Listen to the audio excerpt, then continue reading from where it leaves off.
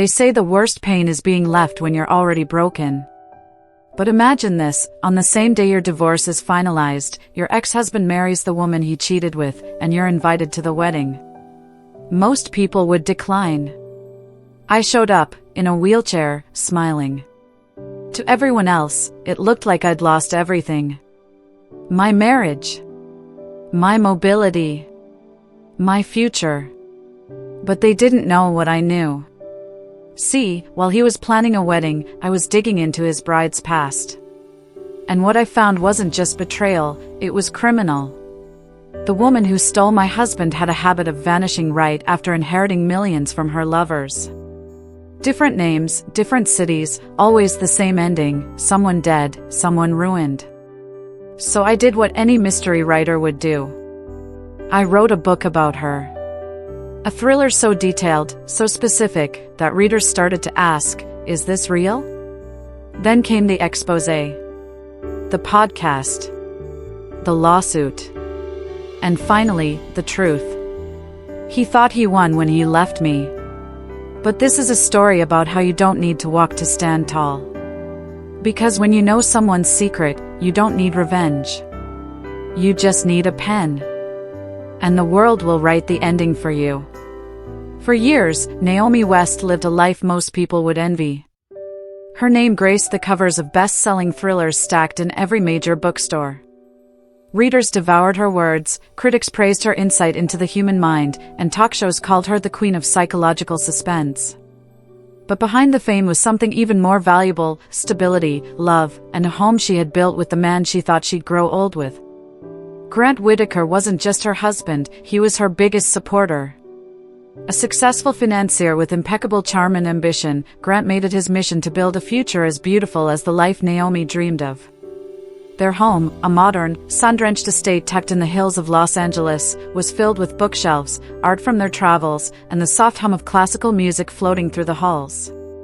On weekends, they'd drink wine on the patio, talk about baby names, and sketch out plans for a nursery. They were ready. Naomi had just landed a 7-figure book deal. Grant had finalized a new hedge fund. Parenthood was next. Then came the storm. A Tuesday. Late afternoon.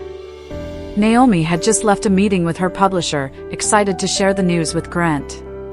The rain had started without warning, drenching the city in a silver curtain. She remembers the blur of headlights, the screech of tires, and a sudden, sickening crunch. When she woke up, everything was quiet, except for the beeping of machines and the hoarse sound of Grant calling her name over and over. Her spine was shattered. The doctors used words like incomplete paraplegia and permanent impairment. But all Naomi heard was this: she'd never walk again. Her world collapsed in slow motion. The woman who had once flown across the country for book tours, climbed snowy mountains with Grant in Switzerland, and danced barefoot in the kitchen was now confined to a hospital bed. Grant, ever the fixer, promised her the world. The best doctors. The best rehab. Whatever it takes, he said. In those early weeks, he meant it. He sat beside her bed every night, refusing to go home. He massaged her hands during physical therapy, wiped her tears when frustration overwhelmed her, and told her he loved her more than ever. But grief doesn't always scream. Sometimes it whispers. As Naomi fought to reclaim her strength, she didn't notice right away when Grant stopped staying overnight. Or when his phone buzzed a little too often. Or when the warmth in his eyes turned distant, distracted. She still believed in them. In us. But the perfect life they'd built? It had already started to crack. And she didn't even know it yet. At first, it was subtle, so subtle Naomi convinced herself it was all in her head. Grant had always been busy. Finance never slept, and neither did his clients. But after the accident, something had shifted. The way he looked at her had changed.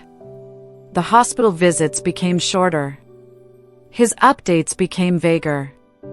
Tough week at the office, he'd say, brushing a kiss across her forehead before slipping out early. Naomi told herself he was tired, stressed, overwhelmed. So was she. When she came home after months of rehab, their house didn't feel like home.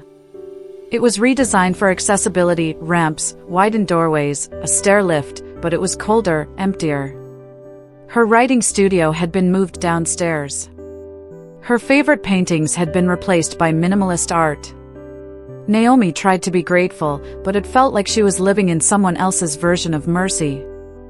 Then came Selena, Grant's new assistant. Young, polished, impossibly put together.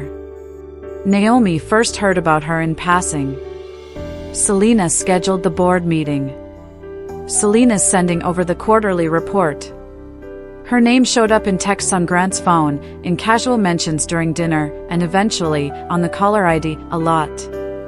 Naomi noticed other things too. The faint scent of expensive perfume clinging to his shirt.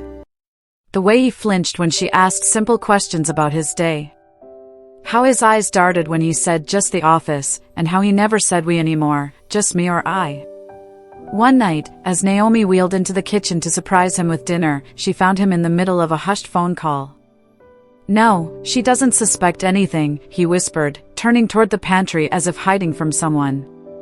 When he noticed Naomi, he fumbled to end the call. That was work, he said. Emergency. Naomi smiled, but inside, something cracked open. The woman who made a living dissecting human behavior for her novels now saw what she tried so hard to ignore. Grant wasn't just drifting, he was gone. Selena's presence grew. She stopped by to drop off paperwork. She began leaving voicemails just checking in on Naomi. Her voice was sugar-sweet, but Naomi recognized the calculation beneath it. Selena was inserting herself into Naomi's life like a shadow slipping through a crack in the door. And Grant? He let her. Naomi had once believed betrayal would come with screaming matches or slammed doors. But this was quieter. Colder. Like watching snow melt under the sun, slow, silent, irreversible. She wasn't angry yet. Not really. She was aware. And when a writer becomes aware, the story starts to write itself. It happened on a Thursday. Naomi had wheeled into Grant's home office looking for a research book she'd once shelved there, something about sociopaths and manipulation. Fitting, in hindsight. Grant was in the shower, his phone charging on the desk. She wasn't snooping. Not intentionally. But when she bumped the desk by accident, the phone lit up. Miss you already. Last night was perfect. Can't wait until she's gone. The screen dimmed again, leaving only Naomi's reflection in the black glass, silent, still. She stared at it. Then read it again. And again. She didn't cry. Her heart didn't race. Something deeper, colder, settled in her chest. The kind of silence that comes right before an avalanche. When Grant emerged, towel slung around his waist, she was waiting in the living room. The phone lay on the coffee table like evidence in a trial. Who's she? Naomi asked calmly, like a journalist seeking confirmation for something she already knew. Grant froze. His face cycled through shock, panic, guilt, and finally, a strange kind of relief. Like a man who'd been holding his breath too long. I think you know, he said. Say it. Selena, he admitted, sitting down across from her, rubbing his face. My assistant.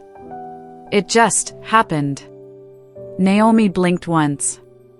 Things like this don't just happen. You chose her. Every day. Over and over. He didn't deny it. Instead, he said the one thing that broke whatever was left. You make me feel guilty, Naomi. Selena makes me feel free. She exhaled slowly. You think I wanted this? You think I chose to lose control of my legs? My body? My life? Her voice didn't crack. It sharpened. I didn't have a choice. But you had dozens. What followed wasn't a fight. It was a dissection. Cold. Clinical. Brutally honest. Grant admitted it had been going on for months.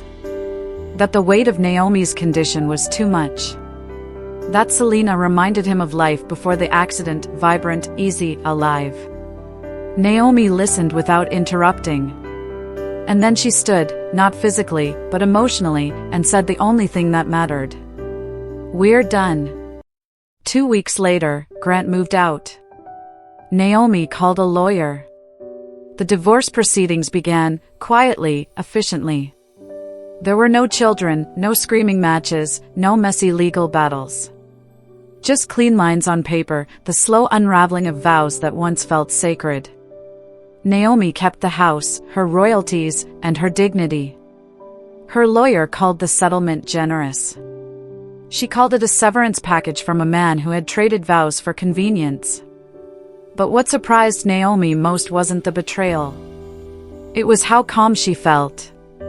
Not numb, but clear. Like the fog had finally lifted. She hadn't lost everything. She'd just lost him. And now, the story was finally hers to tell. Naomi had always believed in gut instincts.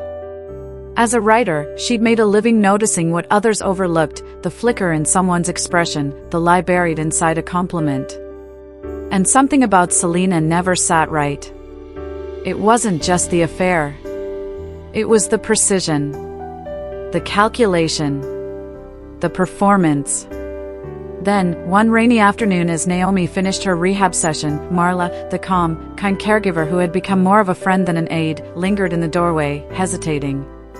She held something in her eyes that Naomi recognized instantly, a withheld truth. "Can I ask you something?" Marla said. Naomi nodded. "Always. That woman, Selena. I've seen her before. Years ago. But her name wasn't Selena." Naomi felt her breath catch. "She was going by Clara Morris back then," Marla continued. "I worked at a private elder care home in Connecticut. Clara was hired as a companion for one of our wealthiest patients, Evelyn Winslow. No family. Lots of money. Very frail, but sharp as a whip." Marla paused, lowering her voice. "Clara, Selena, isolated her. Took over her affairs. The will changed. Evelyn died within months.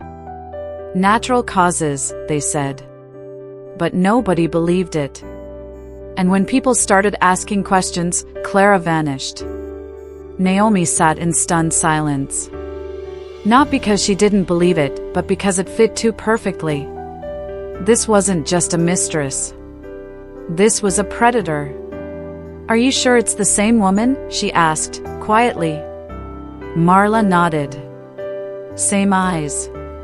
Same voice. Same scar on her right wrist, thin, but it's there. I'd bet my license on it. That night, Naomi didn't sleep. Instead, she researched. Deep dives. Nursing records. Probate documents. Obituaries with sudden endings and vague medical explanations. And over, the same pattern emerged, a charming young woman entering the lives of the vulnerable, then quietly assuming control. In Florida, she was Christina Maydeen, companion to a retired judge who changed his will weeks before dying of an unexplained heart attack. In Oregon, she was Chelsea Monroe, live-in help for a lonely art collector whose estate mysteriously disappeared. She always changed her name. She never left a trail. Until now.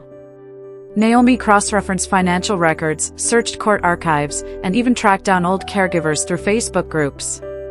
With Marla's help, she gathered photos, inconsistencies, and enough circumstantial overlap to form a horrifying conclusion. Selena wasn't a mistake. She was a pattern. And Grant? He was just the next chapter in her playbook. Naomi could have gone to the police. Or called Grant. Or screamed from the rooftops. But she didn't. Because Naomi wasn't just a woman betrayed. She was a storyteller. And what Selena didn't know, what she never could have predicted, was that Naomi had already started writing again. Only this time, the villain wasn't fictional.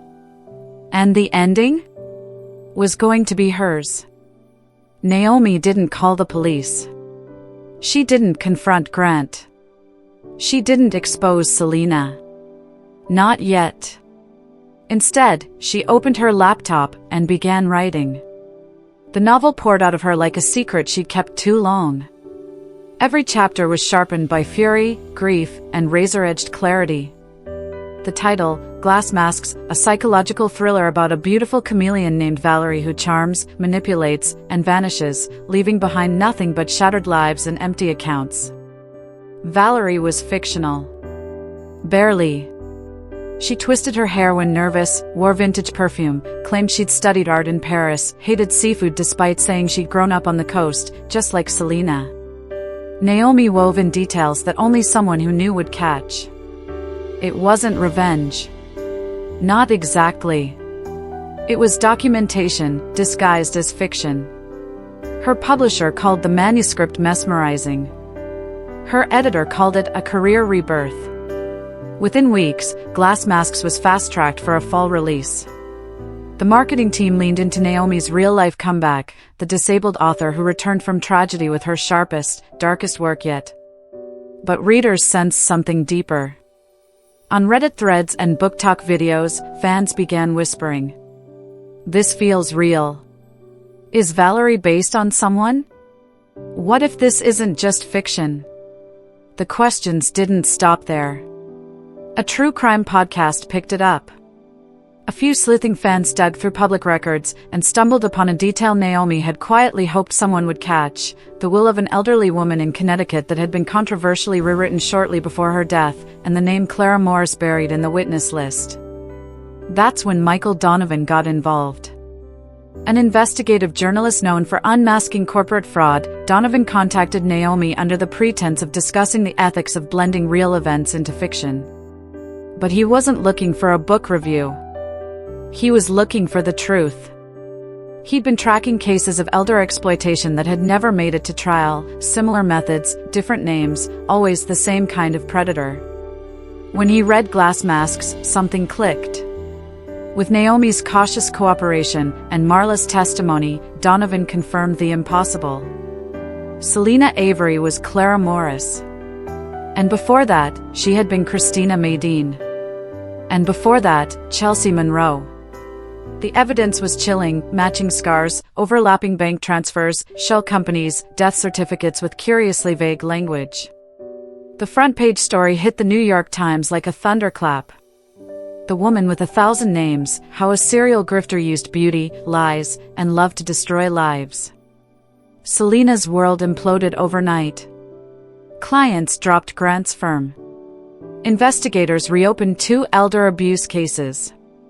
Social media erupted with theories, memes, outrage. And Naomi? She didn't gloat.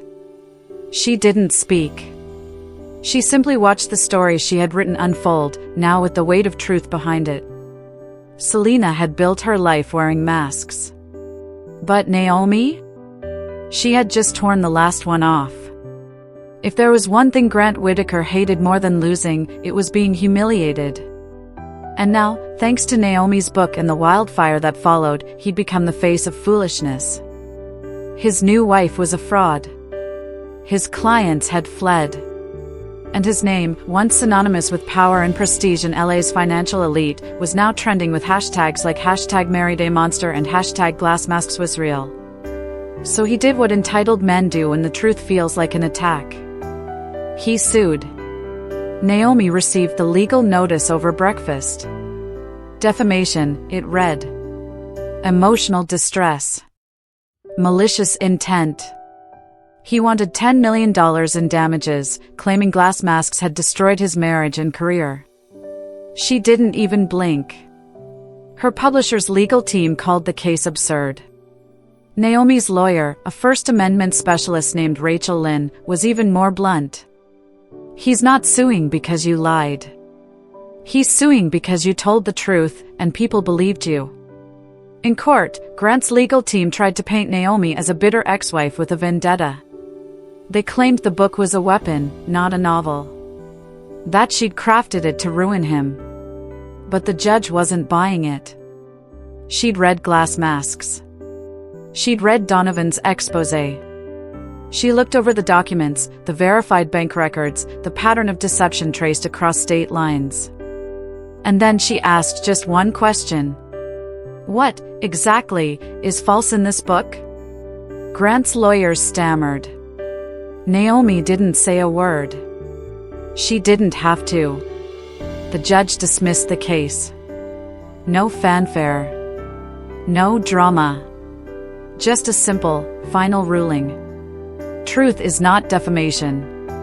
Outside the courthouse, cameras were waiting. Naomi, poised, composed, a vision of grace in her navy blazer, rolled up to the microphones and delivered a single statement. This was never about revenge. It was about protection. And about truth. When someone builds a life on lies, all it takes is one story, one honest story, to bring it down. That clip went viral overnight. Grant, meanwhile, was crumbling. Half his assets were frozen as part of the reopened investigations into Selena. The remaining half? Bled dry through bad investments and sudden client withdrawals. His firm dissolved within weeks. His name? Burned. He moved out of their luxury high-rise. Selena? Gone. Disappeared the moment the exposé dropped, taking what little money he had left with her. He'd chosen a fantasy and paid for it in full. Naomi never heard from him directly after the ruling. But sources said he was living out of a rental condo in Santa Monica, keeping a low profile while authorities hunted down the woman he once thought was his salvation. But Naomi? She was just getting started. Her voice had never been louder. And this time, it wasn't just fiction. Selena Avery vanished like smoke. No forwarding address. No goodbye. Just a drained joint account, a deactivated phone, and a luxury suitcase left behind, half-packed, as if she never planned to stay. Authorities launched a multi-state investigation. The charges ranged from elder exploitation to financial fraud. Her face flashed on news segments and true crime channels across the country. But she was always one step ahead. Florida. Connecticut. Oregon. Now, she was just a shadow with 1,000 names. But Naomi? Naomi was everywhere. Her novel, Glassmasks, hit #1 on the bestseller list, and stayed there. Book clubs couldn't stop dissecting the story.